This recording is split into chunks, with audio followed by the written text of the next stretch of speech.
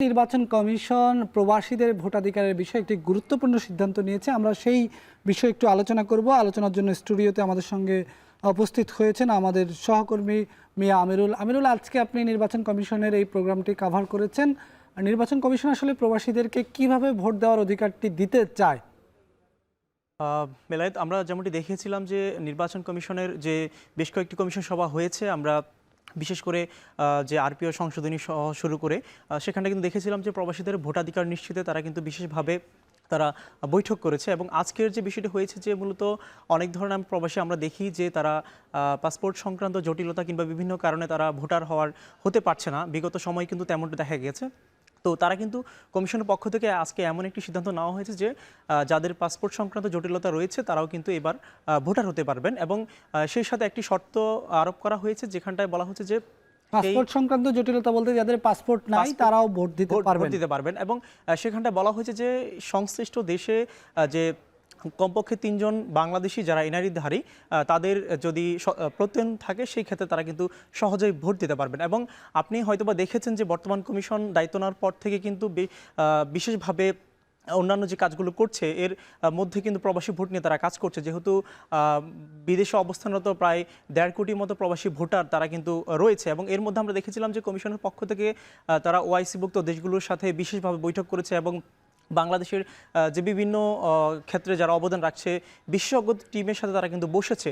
সেখানটা আমরা দেখেছিলাম যে ৩টি বিষয় উঠে এসেছে, যে অনলাইন প্রক্সি কিংবা তাদের পোস্টাল ভোটের কিভাবে তারা প্রবাসীদের ভোট নিতে পারে।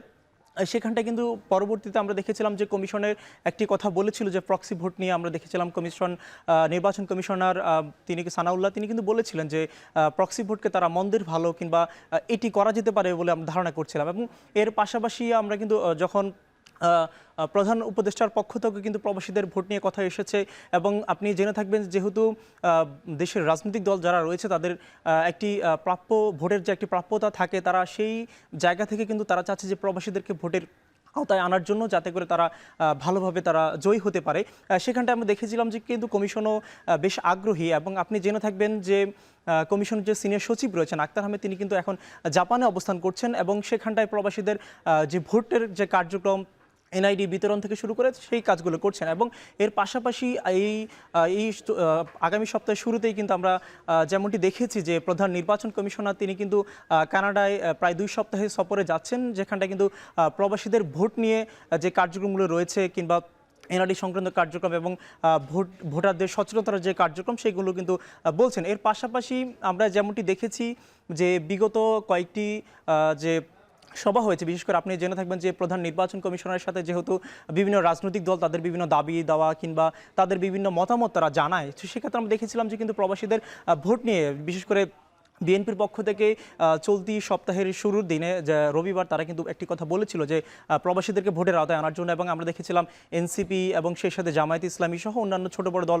সবাই কিন্তু প্রবাসীদের ভোট নিয়ে তারা কিন্তু বেশ তৎপর রয়েছে। আমরা কিন্তু সেই বিষয় দেখেছিলাম। অর্থাৎ স্বাধীনতার এত বছর পর আসলে বাংলাদেশি প্রবাসীদের জন্য একটি বড় সুখবর যে এবারের জাতীয় সংসদ নির্বাচনে হয়তো তারা ভোট দিতে পারছেন। সেক্ষেত্রে যাদের পাসপোর্ট নেই তারাও ভোট দিতে পারবেন। সেক্ষেত্রে 3 জন জাতীয় পরিচয়পত্রধারী তাদেরকে শনাক্ত করে দিলেই তারা তাদের ভোটাধিকার প্রয়োগ করতে পারবে।